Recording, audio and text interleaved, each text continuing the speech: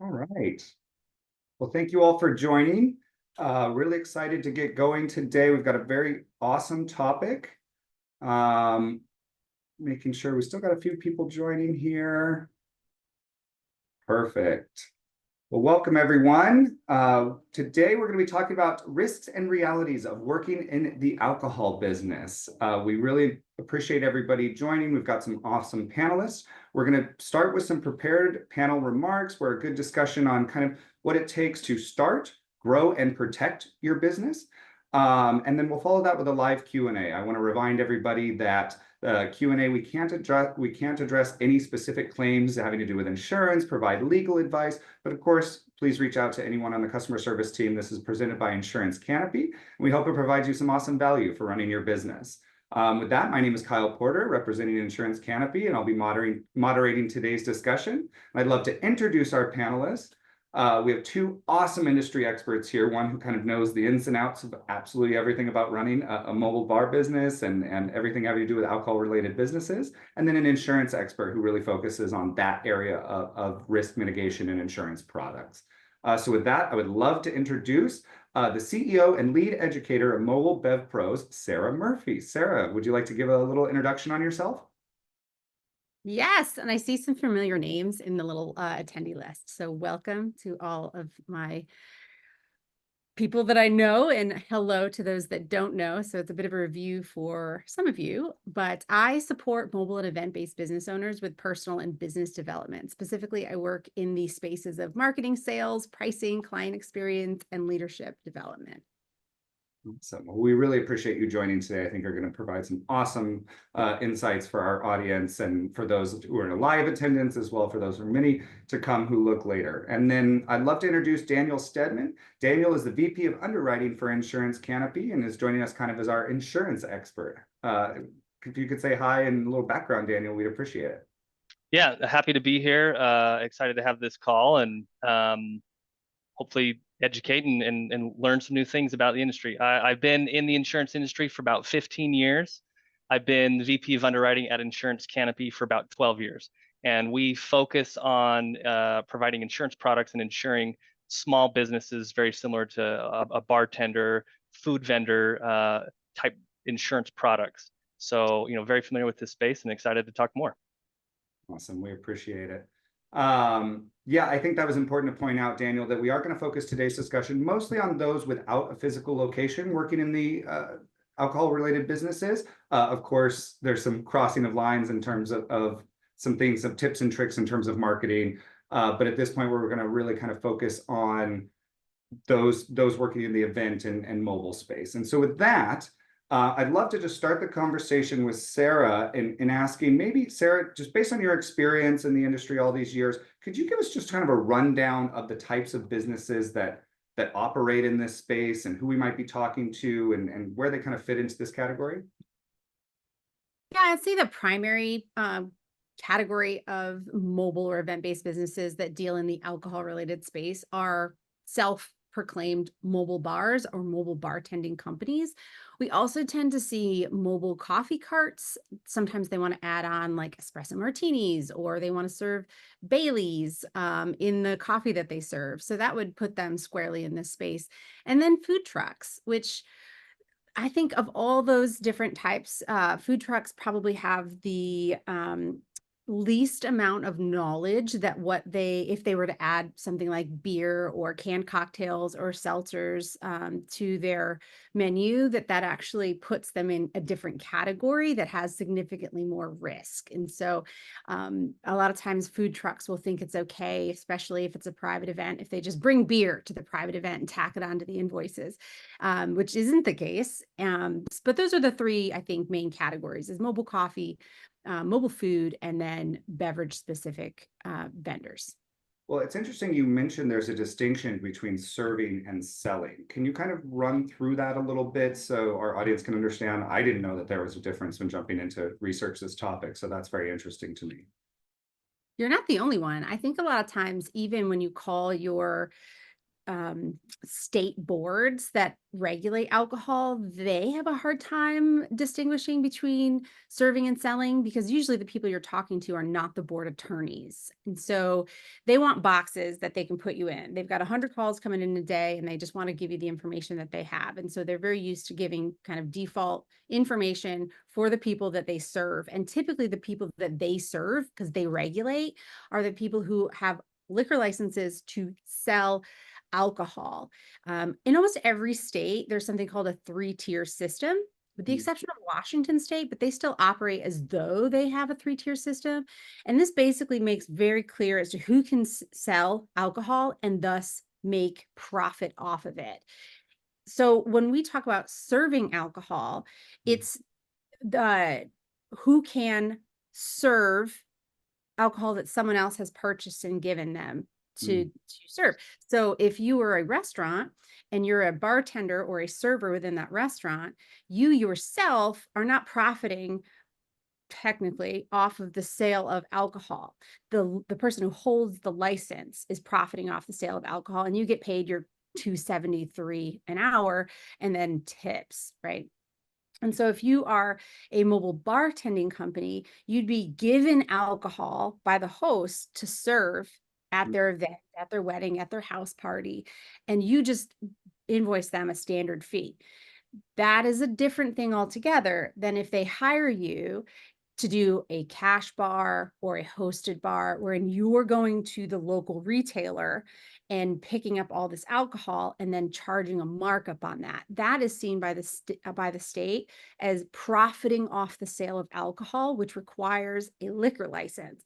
So to serve, you may need a server's permit or a server's license. They call it different things in different states, and some states don't require that at all. But essentially, that gives you permission to serve alcohol with kind of I want to say like a certification from the state that says you've learned how to do so safely, because alcohol is a controlled substance. It can impact people's decision-making capabilities and how they are able to operate important things like cars and stuff. And so we were basically saying, bartenders, babysit, make sure no one does anything truly terrible. You just have to monitor their consumption, their behavior, and then take control when it's too much. And so it's almost like a certification to be able to serve this controlled substance. Liquor licenses are certifications to sell and profit off of these controlled substances. Now, beyond that general designation, I can't really go into too much detail because every state has different regulations. And within those states, every county or even every city might have different regulations as to how they handle liquor licensing. So it's very convoluted. If you ever see any place online that says, we have all the information for your state, they're lying. I've seen these like web pages where they are supposedly compiling all of the liquor law information for all the states to make it easy for people to access and understand. It's almost always outdated as soon as they put it up. It's just too complex and too complicated to keep up with. The only way to get the most updated information is to call your state and ask them as to what the regulations are around serving and selling alcohol.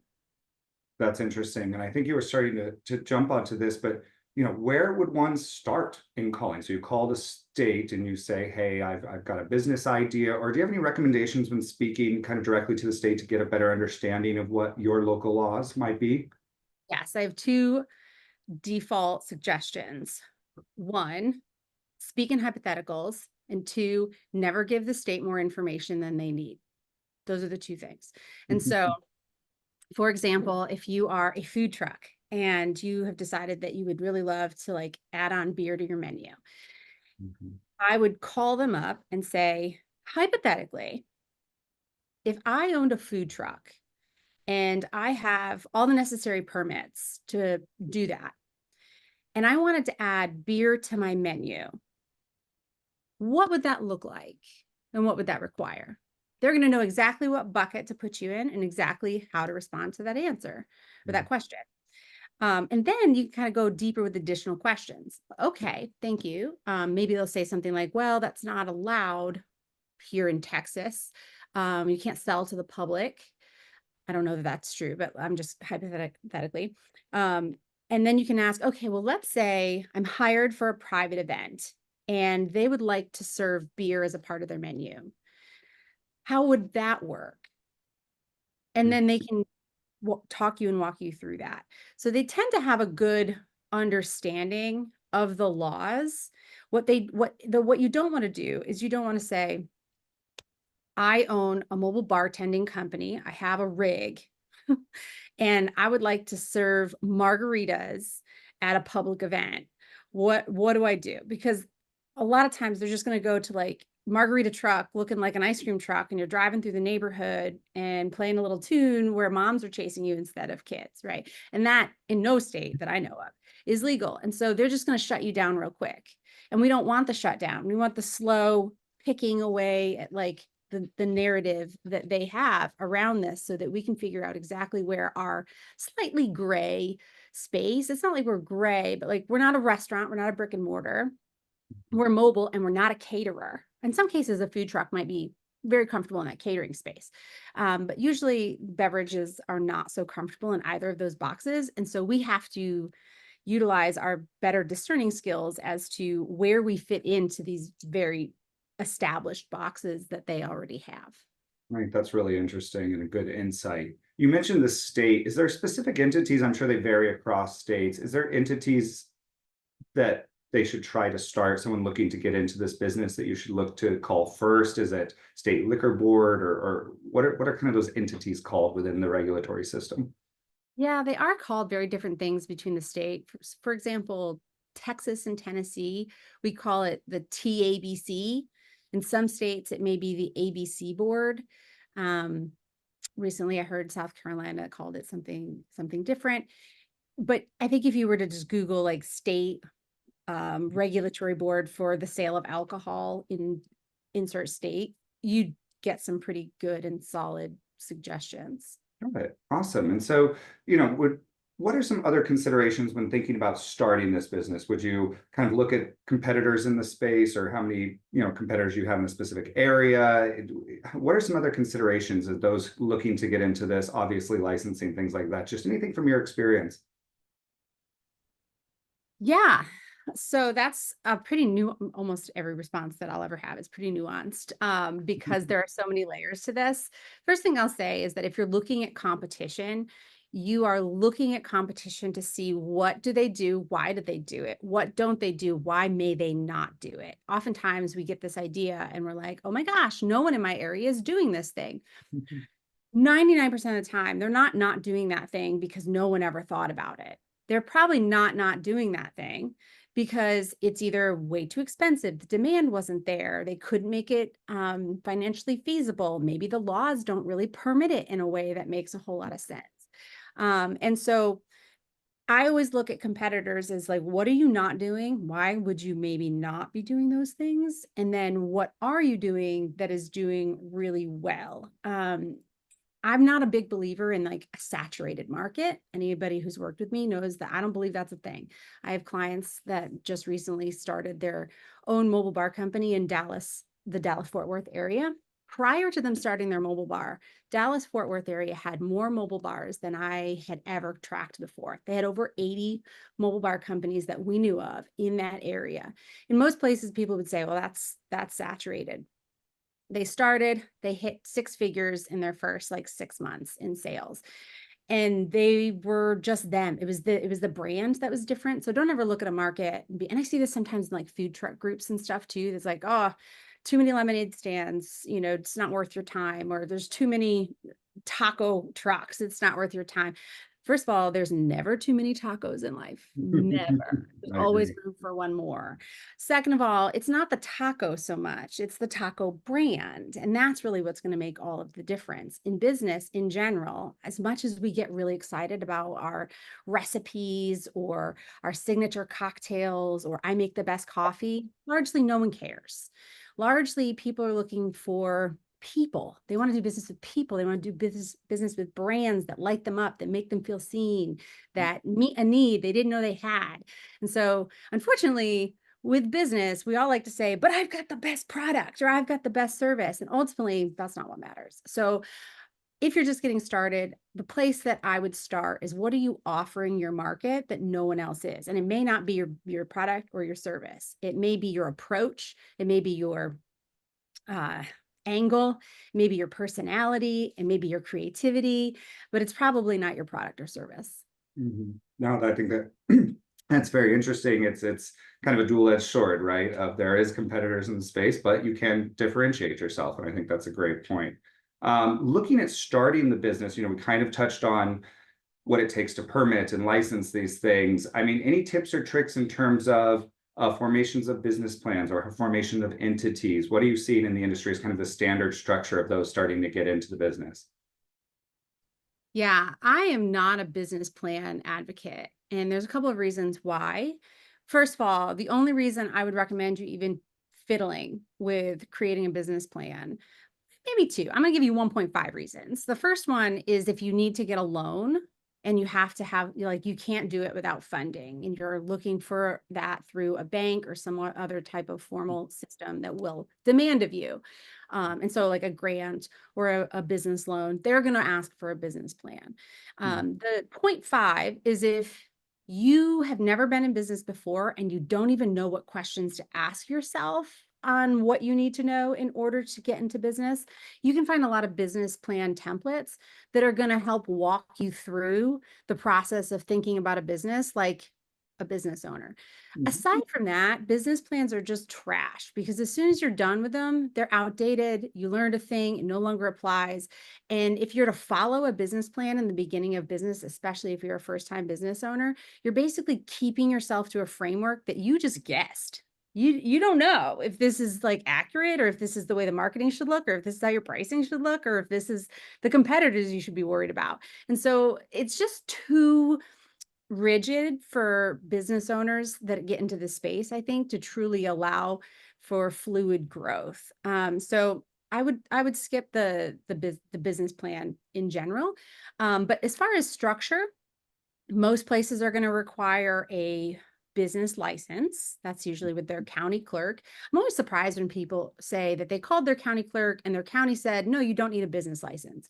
I assure you that if you plan on making more than like $10,000 a year at what you do, you need a business license to operate in your county. In some cases, you need a business license to operate in every single county. Like Kentucky, they're mean to business owners. They make you just drive into their county as a business and they're like, where's your business license? But for the most part, you'll need it in your county. Most people form as LLCs. It's a limited liability corporation. If you're serving alcohol and you're not an LLC, rethink that choice. Okay. There is a ton of risk involved in serving a controlled substance. Not even just selling, not selling, but even just serving. There's a ton of risk. It's a controlled substance. And so what an LLC does, without getting too nerdy, is it basically says, I'm Sarah and my business is over here. My business serves alcohol. Sarah does not. And so if something happens in an event that is serving alcohol, blame the business. Don't take Sarah's house, because Sarah didn't do it. This business did it. That's not me, even though kind of it's me, but like that, the law doesn't say that's me. It's something outside of myself. And so you're essentially putting a corporate veil, which is a wonderful, weird term for this, between you and all of your assets and your business. And so by having an LLC, you can protect yourself a little bit from some of the terrible potentialities of being in business. And an LLC in most cases is a pass-through entity tax-wise, meaning the business makes the money, but you'll file for it on your personal taxes, all the money that it makes. There are some exceptions, especially if you decide to file as like a C Corp, but you usually don't need to worry about any of that until you get to be about $60,000 in profit per year. And by that point, you can afford a CPA and you can afford an accountant and all those other things. And so you don't have to ask me about those things. No, that's awesome. I think everybody can appreciate that they all have the dream of hiring all the people, but we know that business owners pretty much have to take a lot of it on themselves when they get started. So the easier, the better, right?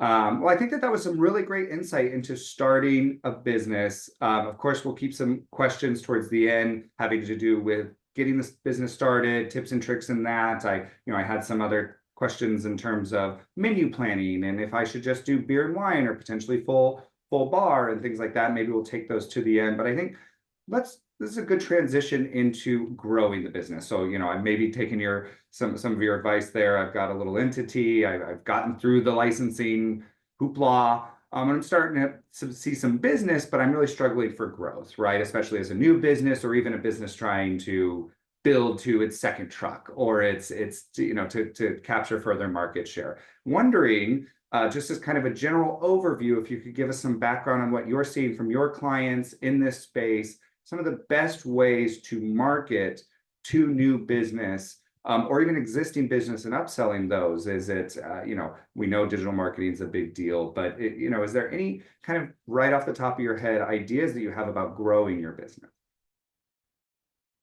Yes, I do. The first thing that I say around growing your business is be louder. Oftentimes when people are stagnant in their growth, it's because they feel icky, strange about showing up really aggressively in the market. Maybe they get a lead and they send a proposal and they never hear back from the person they sent the proposal to. And they're like, well, I guess I'm too expensive. And then they feel bad about themselves and they go on in another way. In reality, that's not how it works. Oftentimes, the louder you are, the more aggressive you are. And I don't mean aggressive like used carsman, salesman type of aggressive. If someone reached out to you, they have a need. They need your services and your support. And it's your job as a professional service to make sure that they have the necessary information in order to make the best decision for them. And if they ghost you, just like we do oftentimes, we're ghosting. Maybe we're confused. Maybe there's too much information. Maybe we're not sure what questions to ask. Maybe we're not sure if that's like a normal quote in which I would receive, right? And so we just get to show up a little bit more aggressively, a little bit more frequently. When it comes to digital marketing, I'm not saying that that isn't a viable methodology for marketing. We all know it is. But it's a noisy methodology for marketing. It's also usually pretty expensive. And I don't recommend putting money behind digital marketing until you've worked out your market and what your unique value proposition is and what messaging resonates with people that are in your ideal client base. So if you have an Instagram post, for example, that does exceedingly well just organically, maybe put some money behind that as a paid ad. But if you're out here posting day after day after day and you're only getting 20 views or whatever, you haven't really figured out the messaging or the imagery that really connects with your ideal client. So don't put any money behind it. The very best way to grow your business is to grow your network and to grow your relationships. So anyone who's in any of my programming knows the very first thing I say is go out there and be a person that people recognize in your community so they know who you are, what you do, and how you serve. If they don't know who you are, like I said, people do business with people. They're not going to think of you when they're like, yeah, I need an event or I need food or coffee or beverages at this event. If they don't know who you are, they won't think of you. And if you're relying on SEO is a really challenging game to play, especially as a new business. It's not that you can't play in that space. It's that you need time, you need strategy, you need a lot of words on your website in a lot of cases, unless you're going to throw money behind it, which you're okay doing. But again, make sure you validate that messaging before you do. And so the fastest way to grow in this industry is to be visible in your community. So I tell people to focus on amplifiers. Amplifiers to me are the people who know or interact with many of your ideal client. So yes, let's say you do weddings. You can go out and meet 100 brides, but that's really inefficient. What if you just became the very favorite vendor for one high-end wedding planner? Or maybe you get on the preferred list of one venue. They already have 50 brides or 100 brides, right?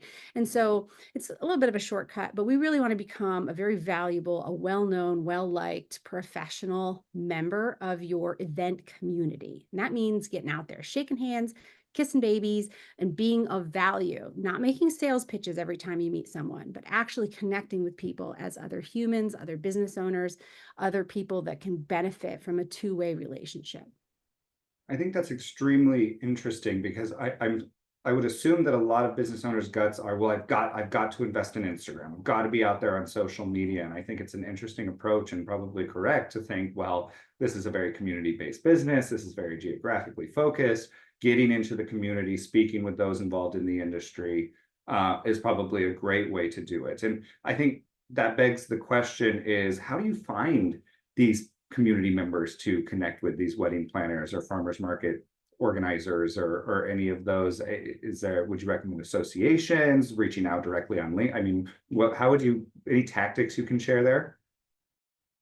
When you're first getting started, be scrappy. Like, don't be afraid to try new things.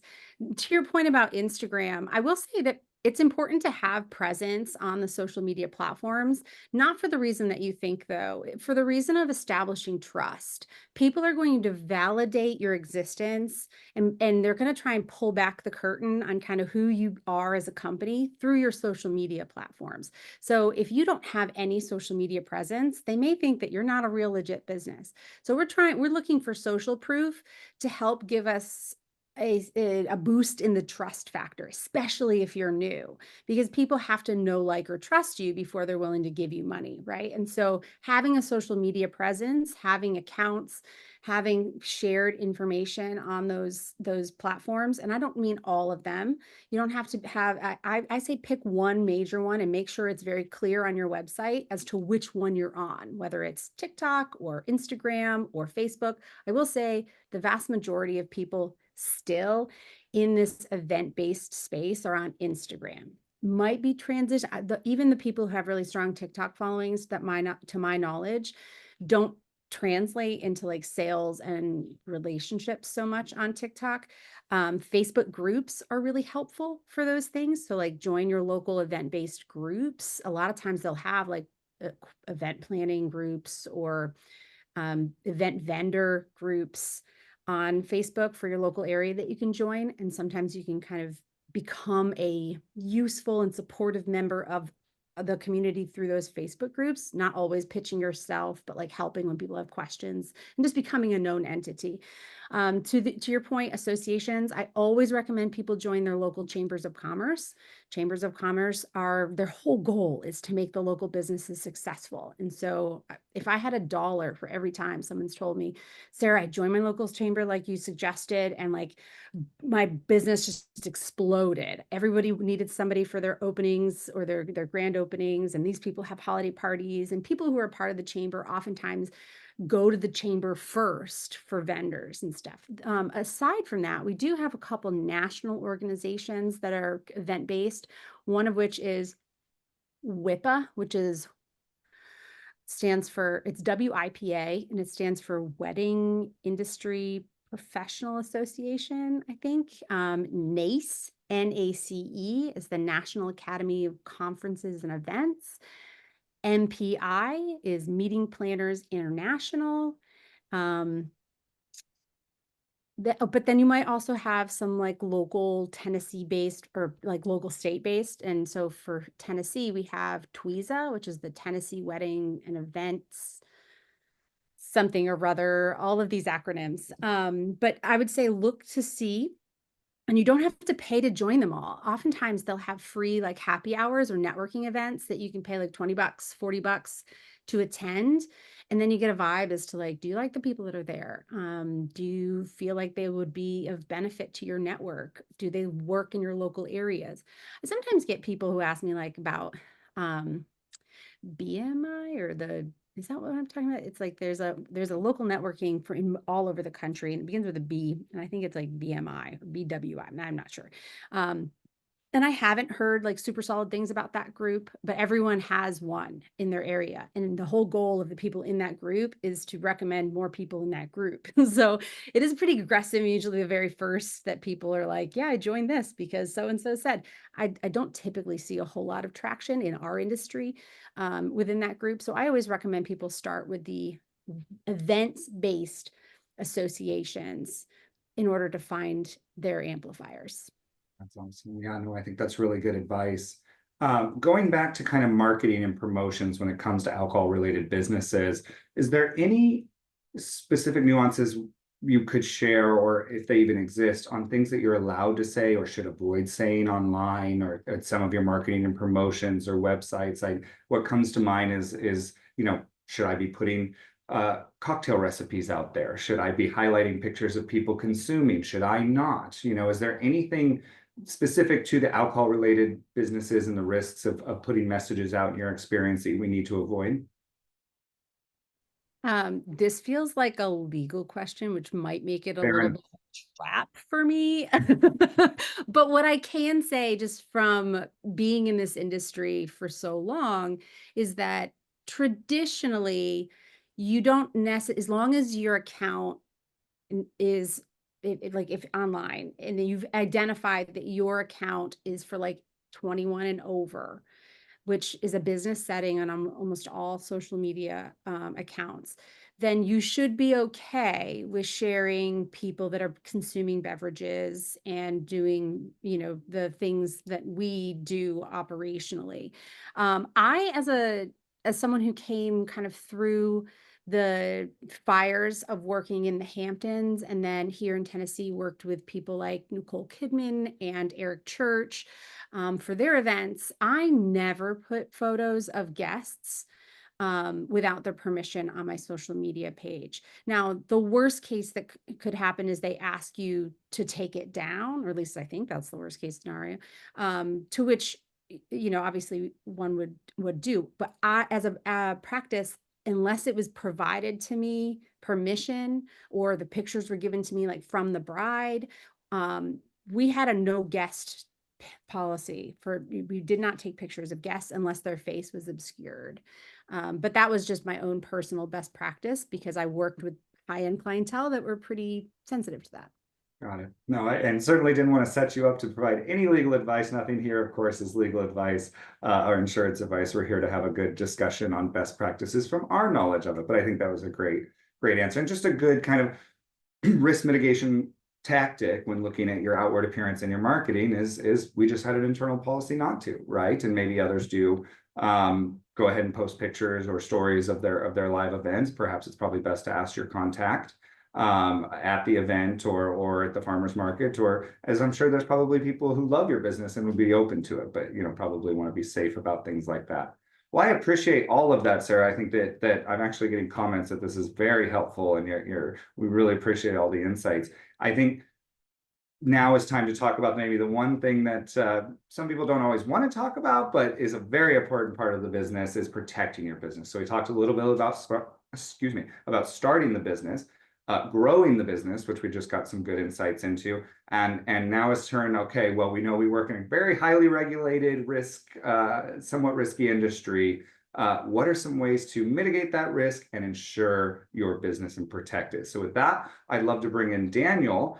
Daniel has extensive experience, obviously, years of experience in insurance, working with operators in this space. So I think just to get us started, Daniel, and I've already seen some questions in the chat here as well, could you just kind of give us an overview, very brief, kind of 30,000 foot view of what insurance policies someone working in an alcohol related business might need to look at in terms of protecting their businesses? Yeah, absolutely. And I'm glad we saved the most thrilling part everyone's been waiting for this, right? Is the insurance piece. But no, you're right. There are some basic, insurance coverages, policies that an alcohol related business needs to have. So we'll start, bare bones at the general liability. Really any business, alcohol related or not, typically needs a general liability policy. And what that does, that's going to cover mainly two main things: your slip and fall, your premise, right? So especially as a mobile business, you're traveling to different venues, different events. You may have a 6x6 space that you're operating in, like you're exhibiting, you've got a booth, or you may have an entire conference center with thousands of people, and you got your catering and you're kind of working the entire room. So your general liability policy is going to cover for those slip and fall, trip and fall type hazards. A good example of this could be, let's take a food truck. You may have some space right out in front of the food truck. Maybe you have a generator in the back. Are there wires coming to that generator that someone could trip over? We recently, in the last couple of years, had a claim where a food truck, the hood kind of the canopy cover fell down and hit somebody in the head. Those are the type of general liability risks and exposures that a business has. Where are you? What is the premise you're on? Are you liable for any trip and fall type hazard that could happen there? The other thing is going to be property damage with that general liability. So that general liability policy will also cover you in the event you or your employees damage someone else's property accidentally, right? Maybe you're catering and you damage the floors. You know, maybe it's like nice hardwood floors. For whatever reason, the equipment that you're rolling in there damage the floors. That would be a type of general liability type claim that would come up that a general liability policy could cover. So that's the first thing we look at in insurance is your general liability policy. Typically, in almost every instance, that policy will also include product liability coverage. So product liability is going to be your stuff that you're selling has a liability related to it. Food and alcohol is a great example of this, particularly the food industry. You serve someone some food, cater an event, a bunch of people get food poisoning. That is a product liability exposure, where your product caused bodily injury or property damage to somebody. You need to have that protection in place so that in the event that organizer, that person comes back, hey, you made my entire event, everyone at the wedding was sick, that's going to be a problem, and they're going to want to get reimbursed for something like that. That's where that product liability coverage can come into play. So the general liability, product liability, and then getting into the property coverage. So property, that seems pretty straightforward. There's a few different types, categories of property. One being your business personal property, also called inland marine in some policies. That's your stuff, the stuff that's not fixed to a specific location. That can be your inventory. That can be your iPads that you're using to swipe. Anything that is owned by the business that is mobile, so to speak, that moves around. That's where your business personal property, your inland marine type policy will cover damage to those items subject to policy exclusions. If you are a more sophisticated business where maybe you're a little larger, maybe you have a brick and mortar location, that's where you get into some other types of property coverage. First being the real property coverage for your building. I own a space. I need to make sure I have property coverage for that. A food truck would also be an example of that, where I own that. I need coverage for the truck itself, not just for the stuff inside the truck. That's where you're looking for that property coverage. And then business income is typically a part of a lot of property policies as well. Now that comes into play where there could be damage to your building, damage to your wherever you are, and because of that, you're not able to operate the business anymore, and you're losing the income had you been able to stay open and sell your products. So the business income will reimburse the business owner for time not being able to operate due to a covered cause of loss, a fire, something like that caused that business to shut down. So general liability, product liability, property coverage. And then for alcohol specifically, what's been touched on here is the liquor liability is crucial. And I love that Sarah brought up earlier in the call, when you want to talk to a state and understand the licensing requirements, first of all, your advice of never give the state more information than they ask. Exactly, I would say the exact same thing because they want to know exactly what are you doing here. So with liquor liability, there really is a differentiation between, are you in the business of selling and serving alcohol, or are you not? If you are in the business of selling it, meaning it is part of your product offering, even if it's a minor piece, to the example Sarah gave earlier, I'm a food truck offering, maybe I'm selling beer, some seltzers as part of, a drink. That's not a major portion of your income or your product offering, but you are now in the business of selling and serving alcohol. Because of that, the insurance companies in these policies have a very clear distinction line of what is covered under your general liability and what would be excluded, and you would need a liquor liability policy for. And it's very clear if you're in the business of selling or serving alcohol, there's no coverage in your general liability policy. You need a separate liquor liability policy form. And that is specifically designed for those businesses that have alcohol as part of their product offering, whether primary, that's all you're doing, I'm a mobile bartender, or I just have it supplementary as a drink offering as part of my food truck. So those are the types of coverages and policies that I look for, that I would advise anyone starting a mobile food type business to be on the look for. That's really helpful. And I assume that the advice applies to anyone either looking to take their business into the alcohol related space or start a business from scratch that'll be focused on it, that it's similar to, you're going to want to look at adding policies that meet the requirement. I guess the question becomes is how does one differentiate? You listed a bunch there. Should they just go for all of them? Does every business have specific policies for them, or how can operators research what policies to be looking at that might apply to them? Yeah, and I think that's a great question. And I think it's really just making sure you understand what type of operation are you? You know, if I have a food truck, you definitely need to be looking for auto type liability policy, right? You need that there's some obvious things there. So understanding the type of operations you have. If I'm a mobile bartender, my coverages are going to look very different than if I'm the food truck, than if I'm, you know, a brick and mortar restaurant type location. So making sure you have it very defined as what you do as an operation, that'll help kind of dictate what policies may be available for you. If they ever have a question about, you know, coverages, types of policies, always recommend reaching out to your agent, whether it's an insurance canopy agent on our side. I'm sure a lot of folks on the call have other agents that they work with. Maybe it's a, you know, even a friend or family member. Always reach out and ask them. And especially as you grow, just because you signed up today, maybe I just need my general liability, my liquor liability policy. 5 years down the road, you may have a location now. So don't just assume, would be my advice, that what I signed up for and purchased today is going to cover me throughout the life cycle of my business. Businesses evolve and change. We've insured many businesses that start as just food, and then they get into the alcohol. And as we've established here, that's a very different exposure for you as a business owner and for the insurance company. So making sure you're understanding what you do, communicating that to your insurance agent, and constantly updating. Don't just take what you purchased the first time. Make sure you're double checking your coverages. Make sure you're asking questions so that the carrier and your agent knows what you're doing, and they can provide you different options to help cover those risks. Yeah, I think that's great advice. I think many people probably say, I'm insurance done, I signed up, and kind of back burner it and focus on their business, which of course they need to grow their business. But, you know, as you're saying, businesses evolve. I'm assuming insurance does. So it's actually an active relationship with the insured and the insuree. Great. So you mentioned some risks in there, and we know that working in alcohol is a little bit more nuanced than probably others, but it's a controlled substance. There's certain things. I wonder if you can share with the audience, are there any specific risks that come to mind when working in alcohol related businesses that maybe people aren't thinking of, or specific to the category?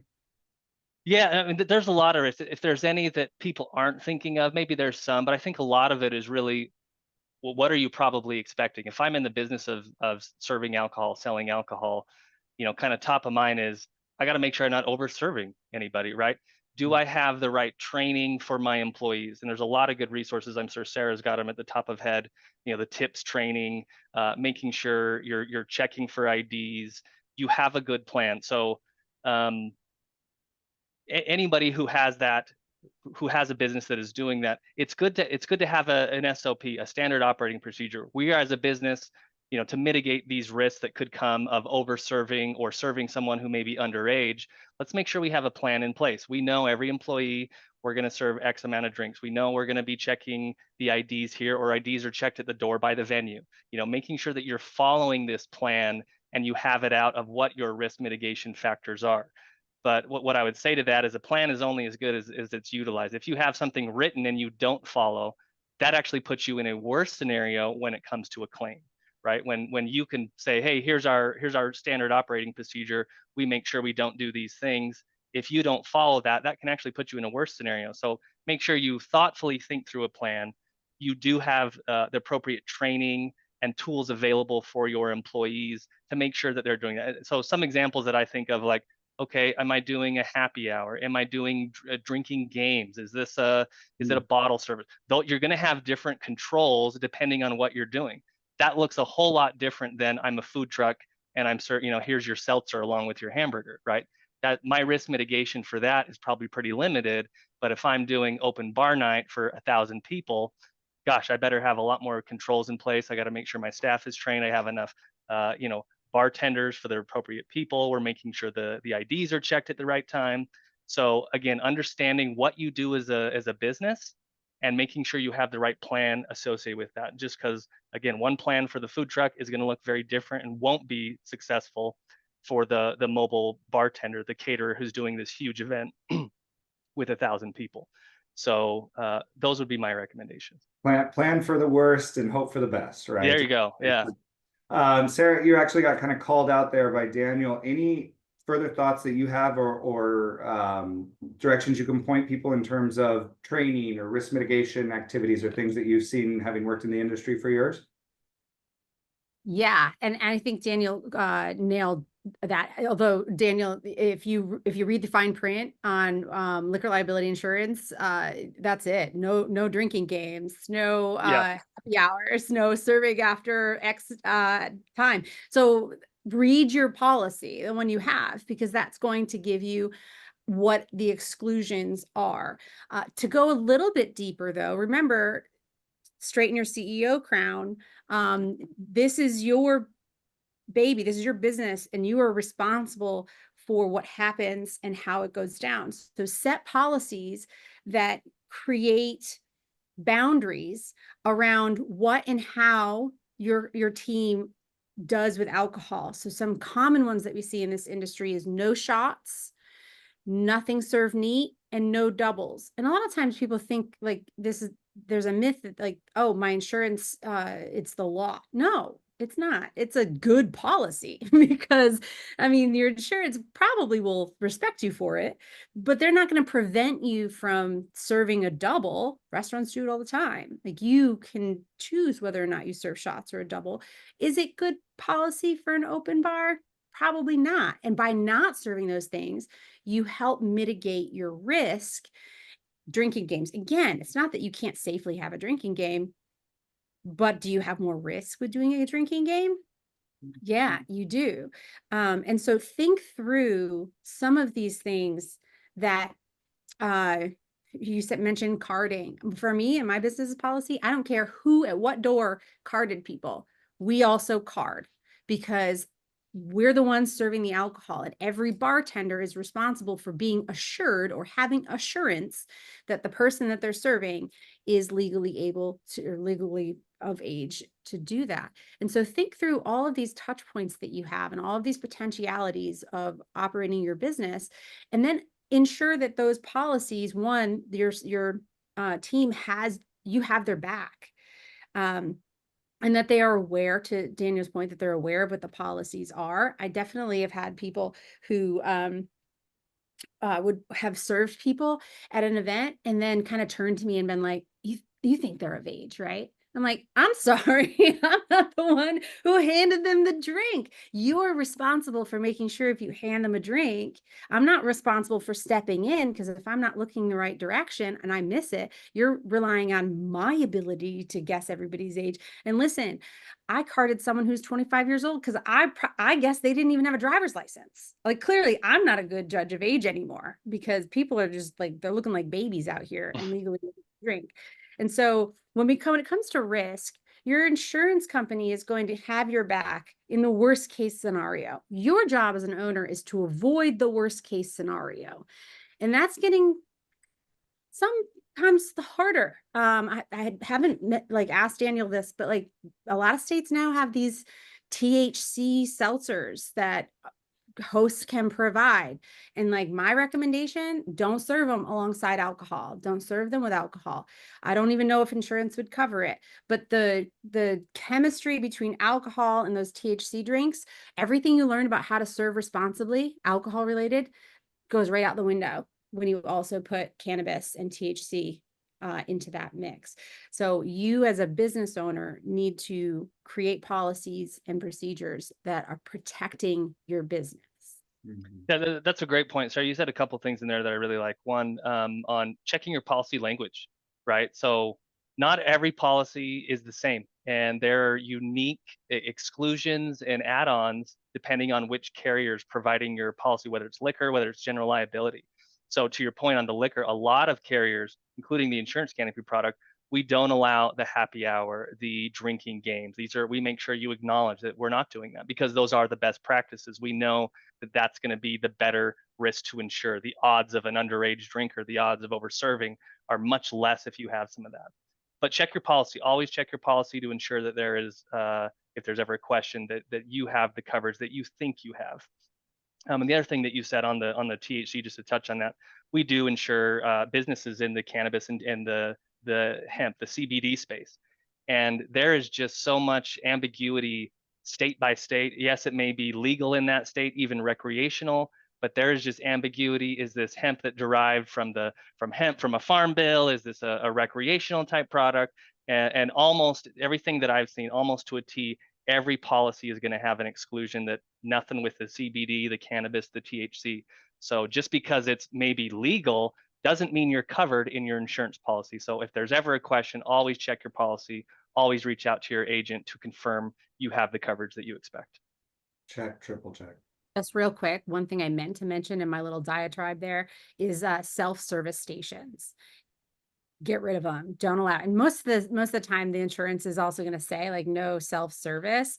But in our event-based industry, it becomes attractive to put out a self-service boat full of beers or a serve yourself frosé machine or a champagne wall that is at the head of the little wedding area.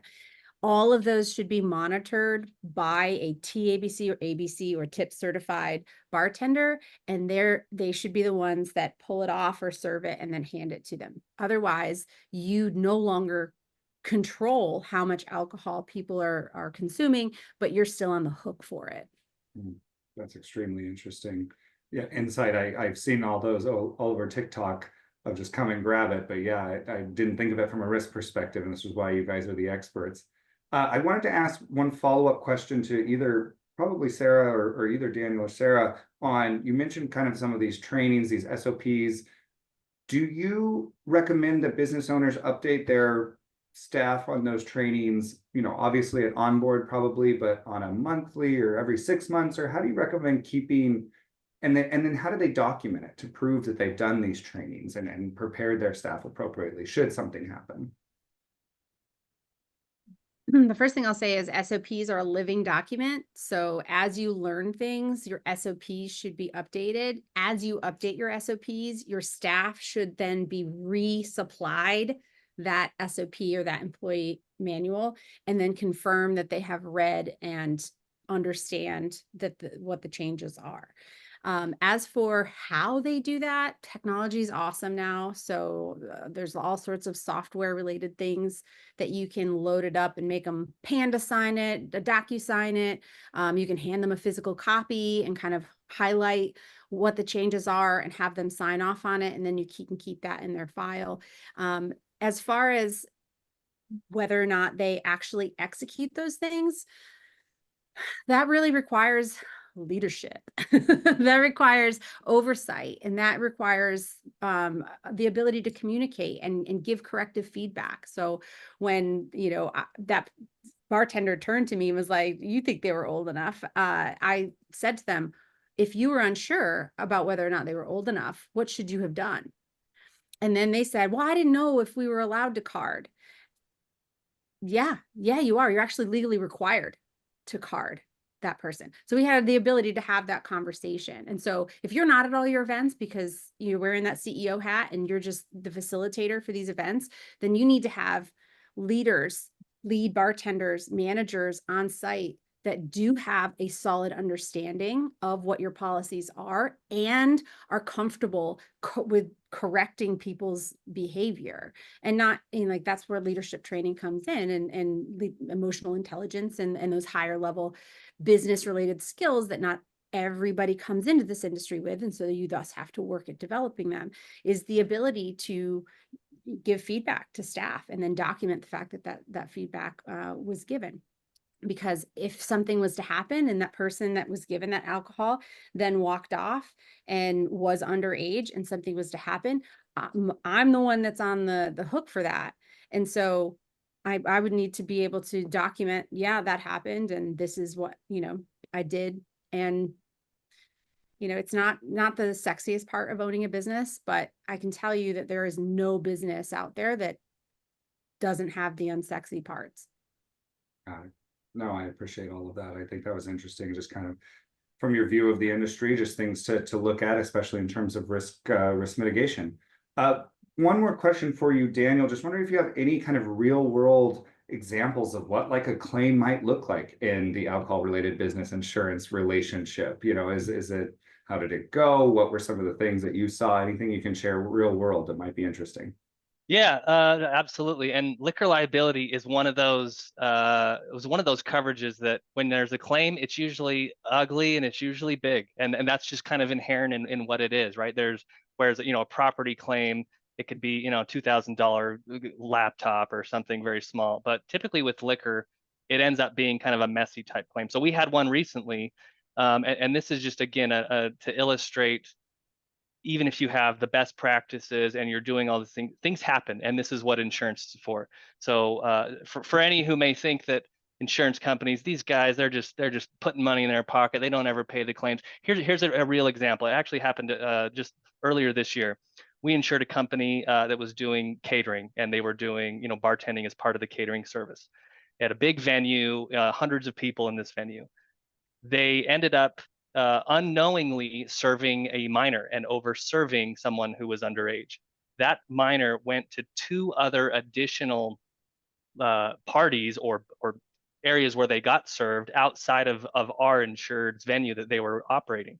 And later on that day, got into a car crash and multiple people were injured. Thank goodness nobody had died, but they had been served at our event and they had been served at two other events. So this again illustrates some of the complexities of that liquor liability, because you could say, well, wait a minute, I only served one, I carded that person, maybe it was a fake ID, it was just the one drink, and I was the other venue that gave them the 4, 5, 6, 10 other drinks. In many states, it doesn't matter. They have this contributory negligence. Doesn't matter if you serve the first drink or all the drinks. You are going to be on the hook for liability.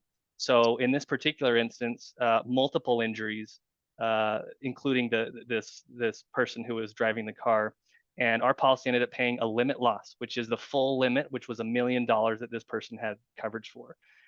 We looked at their best practices. They did, I think maybe something you brought up, sorry, this was an event where they carded at the door, didn't card at the actual station itself, but there was carded at the door, and they had relatively good practices. And even so, they had this claim. And this is exactly the type of situation you want to avoid as a business owner, where you did everything right, or you thought you did everything right, and yet still someone's coming after you and saying, you owe me $1 million or $5 million. That's what the insurance is here to protect you for. So this was a good customer of ours, a good business, had decent SOPs. Unfortunately, this event happened, and it was a very clear decision from the insurance company. We said, gosh, what about the underage and what's going on? That's what the policy is designed for. So if you're doing it knowingly, that's a different story. But when you got your practices, things do happen. As tight as you may think your risk management is, something always happens. One thing I learned in insurance, the claim that comes is always the crazy one that you say, how does that ever even happen? That's the claim that's going to come. I can guarantee it. So again, our policy and many liquor liability coverage policies, this is exactly what they're designed to cover, and what we're here to help support you guys as business owners. Oh, I think that was great. I think the takeaway that Sarah would agree is get the policy, is make sure to protect yourself, and you never know what these, you can do every risk mitigation tactic in the world. And then that's why people like insurance companies exist and why they're mandated somewhere, not others.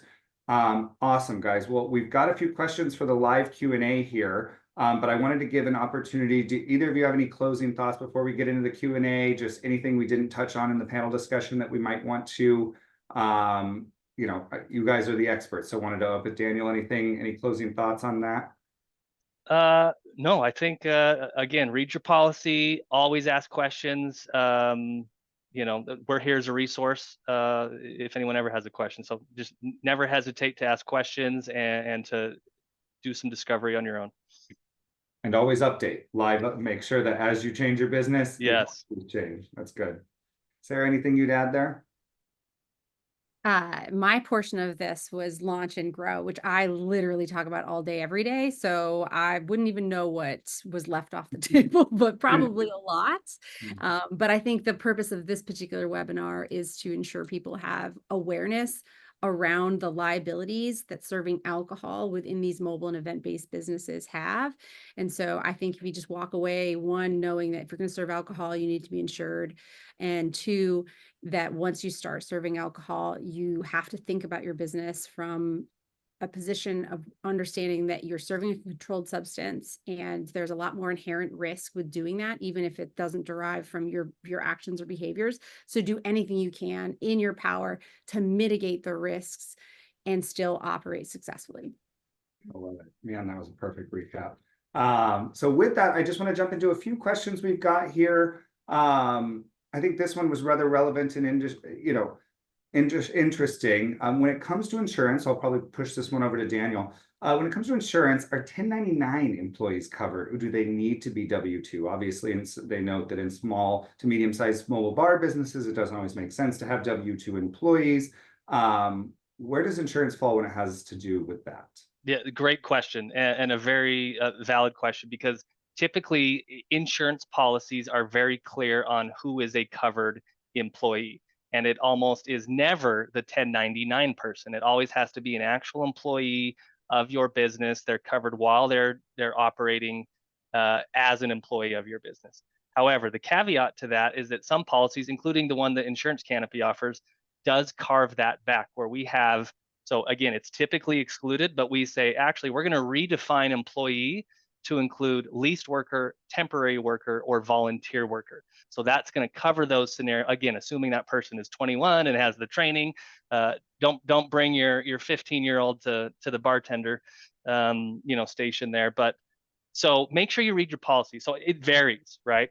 Our policy does have that carved back for temporary, volunteer, or leased workers, but other policies may not. So I would say the default, my default would be it's probably not covered if they're 1099. So let me check my policy to confirm that. Great. Awesome. Thank you. We've got another one here. Can I weigh in on that one real quick? Oh, please. Yeah. Because I think there's a difference between having insurance coverage for a thing and having it be a best practice. And so Mobile Bev Pros, we really work on making sure people are aware of how to operate within the industry standard.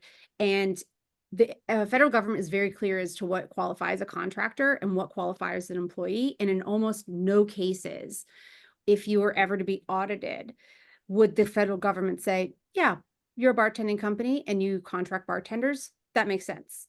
Like if you are a bartender, they would expect you to be hiring employees to do your work. Now, I totally understand the difficulties in our very seasonal business as to why that's hard or unattractive or potentially more expensive. That doesn't mean that it's the best way to do things. It doesn't mean that that's the way that you should do things. So if you're a mobile bar company or a food truck operator or a coffee cart person, your staff should be employees. Now, if they make less than $600 a year from you, they can be contractors. The government doesn't care. But if you choose to maintain W-9 or 1099 status for your employees, you are acquiring risk with that behavior, not from your insurance company, but from your government. Interesting. Awesome. Thank you for that. We had a quick question as to, I think, applying for liquor liability, perhaps for Daniel. As we don't currently sell alcohol, what would we put for sales as a liquor liability policy is rated on sales? So good question. I mean, if you're not selling, again, are you in the business of selling or serving alcohol? If you're not in the business of selling or serving alcohol, you likely don't have a liquor liability exposure. You're not held to that higher standard of risk mitigation and making sure you have that coverage there. So if your sales are zero for liquor and that liquor is part of the policy that you're buying, put zero for your sales because you don't have any alcohol sales at all. But if you are serving alcohol, then, and that's part of your business, that is still in the liquor business, right? The alcohol business. So you may not get the revenue from, $1 per wine glass or whatever it may be, but your revenue is related to the sales of alcohol. So if you're a caterer and someone else is providing the alcohol there, you still have that exposure. So because you're the one serving it. So if you're not serving or selling it, you may not need that at all, but just because you're not selling it and it's a profit center, I'm a caterer, they provided the alcohol, I'm the one furnishing it and serving it to the customer, you have that exposure. So whatever revenues you would come from that event, you should put in as your liquor liability sales. hopefully that made sense. It did. I think you know your stuff. I think we have two kind of interesting questions here that are somewhat related to kind of tips and tricks, probably for Sarah, tips and tricks, Sarah, on scaling. And one of them has to do with how the competitors are pricing. They say, you know, we've been really trying to grow and hit these bigger revenue growth, but people in their area are charging $20 to $30 per hour for some of their services, and they've been finding it hard to compete in that market, even though they've been around. Any thoughts on pricing before I get to the other question, which is about the prep time? But any thoughts on pricing and how to, what you're seeing out there? Are prices going up with inflation, or any tips you've got there? This is where I live. So if you want my full 45-minute diatribe about this, I've got at least one episode on our podcast about this. But here's the thing. If you're competing on pricing, you're on a race to the bottom. If you are worried about someone else's pricing, or people are telling you that you're too expensive, but you know that you have to charge at least this much in order to make it worth your while, you're not playing in the right space. I can't tell you how many times I've done an assessment or an analysis of someone with their pricing and demonstrated to them that even though they thought they were making a nice little profit, in reality, they were in the red on every single event they were hosting. And then they're like, but my competitors are only charging $20 to $30.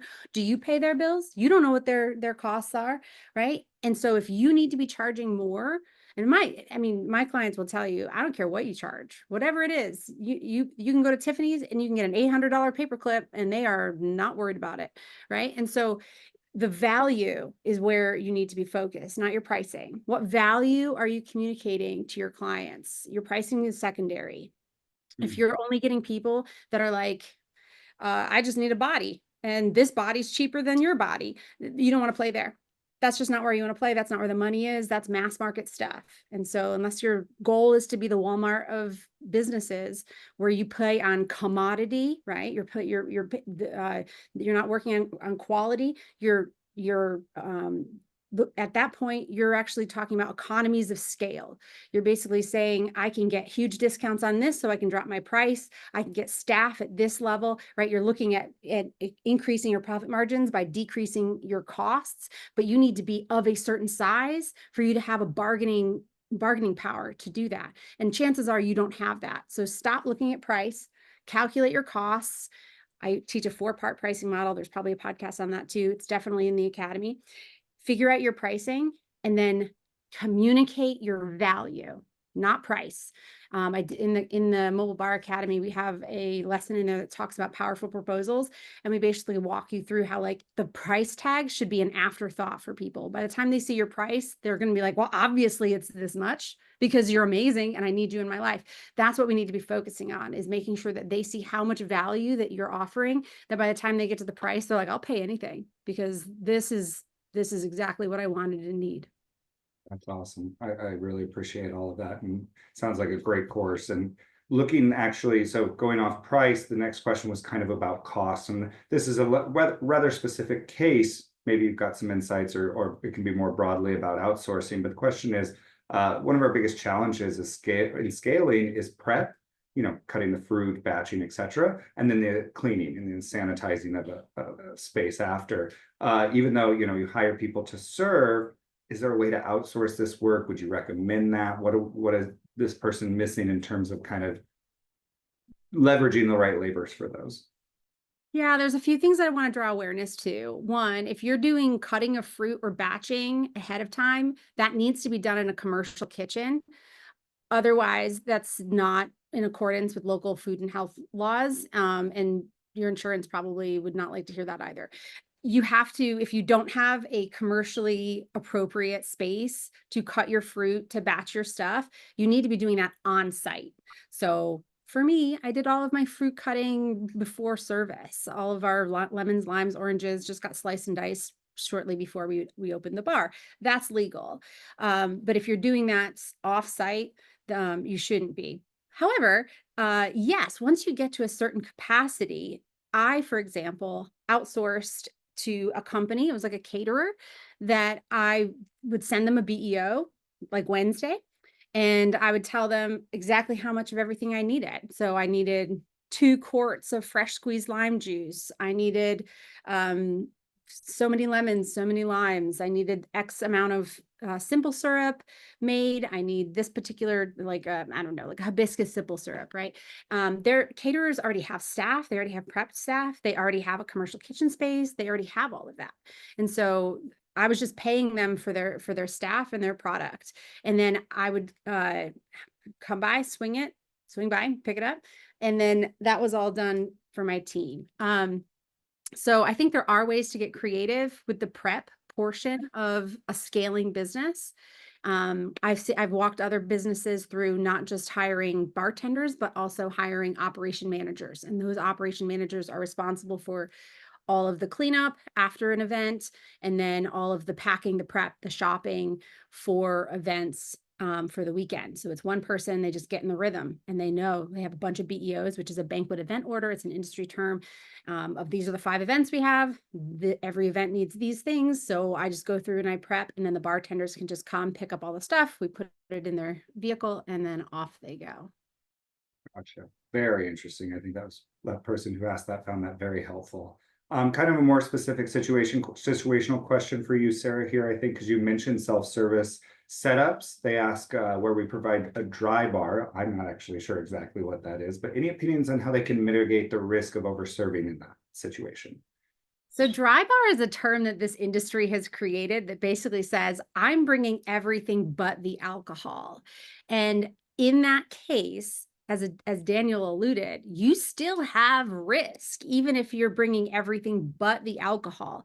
If you're the one that's serving other drinks, but not the self-service station, how are you able to ensure that one of your bartenders didn't or doesn't overserve? You won't, because you can't keep track of who's self-serving from that station.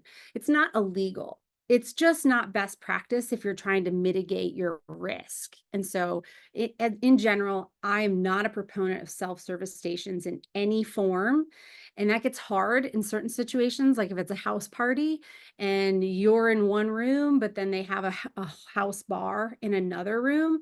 That really comes down to setting expectations with the host and letting them know where your boundaries are. So for example, I always have a pre-event consultation call with anybody who books me, especially house parties. And I kind of walk through the scenario and say, look, this is my livelihood. This is how I feed my family. And we have a certain level of risk involved, especially with house parties, because people feel like it's my private property. It's my home. I'll eat and drink what I want to from wherever I want to, but you're hiring me to take care and be a good steward of your guests' health, wealth, and safety.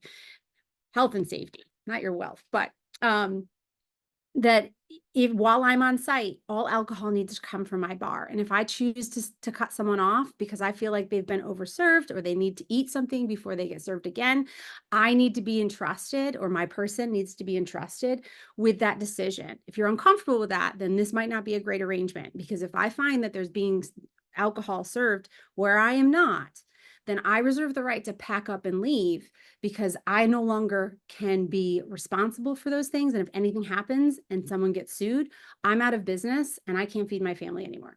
So I do try and make sure that people know that it's personal, even though they think they're the ones, as it's my house, I'm hiring you. That's great. But this is a controlled substance that you're entrusting me with. And if anything goes wrong, I will be on the hook for it. Yeah, I think that another good tactic and tip. Last one here. This is probably for Daniel, although I will note that this is not what this webinar is about, but I do think it's fair to answer the question. Again, we talked a lot about event-based businesses. This question was, can venues get liquor liability insurance? And can you point anyone in the right direction of like a venue-based policy? Yeah, that's a good question. So kind of a two-part answer here. So the venue itself, I'm not super familiar with anything that has a liquor liability policy for a venue. And the reason being is that a venue can have any type of event at it, right? So a wedding is going to look very different than a concert. And so typically what you see when you're looking at the venue, and and I'm sure many people can attest to, is they're going to require who's putting on the event, who are the players at the event, and I'm going to push all that liability onto them, right? So you're renting my venue. I don't want to be responsible for your liquor liability. I don't know what you're doing there. So I'm going to require who's ever selling the liquor you have to have your own policy. So typically what you see when it comes to the venue type insurance, they're pushing all the liability on whoever is populating or hosting that event, whether it's the host themselves, and that host is likely going to say, hey, vendors or whoever's there, you're going to have your own insurance also. So from a venue perspective, I'm not familiar with any, liquor liability product that out of the box. I'm sure there are some out there. It's probably much more complex to underwrite, again, because it could be a wedding, a concert, a festival. You never know what could happen at a venue. Now, the second part of that question real quick there is, I'm organizing the event. I'm hosting a wedding. I'm hosting something at a venue. Yes, there are options for that type of exposure. But again, because the venue is forcing me as the organizer to have that coverage. So there are some out there. You can Google anything insurance, event, insurance, anything event and insurance, you're going to be able to find something that could have that. But that's going to be specific to that particular event, not to the venue as a whole. I knew it was kind of outside the realm, but really wanted to answer the question. So that was a good question. Yeah, that was the last of our questions. I want to thank our panelists again. I think we've gotten some great notes in here saying that it was a very informative webinar. So thank you. Just to reiterate that we thank Daniel Stedman, who's the VP of Underwriting for Insurance Canopy. Insurance Canopy offers affordable A+ rated insurance for small businesses of all types. Check them out. And then Sarah Murphy, who is the CEO and lead educated officer. Right, did I say that right, Sarah? Lead educator of Mobile Bev Pros. Mobile Bev Pros supports mobile and event-based business owners with personal and business development and marketing, sales, operations, pricing, client experience, and leadership development. You can learn more at mobilebevpros.com and listen to our popular podcast, the Mobile Bev Pros podcast, which is ranked 10% globally. So thank you guys so much for joining us today. We hope everybody enjoyed it. And yeah, hope to see you guys back here again.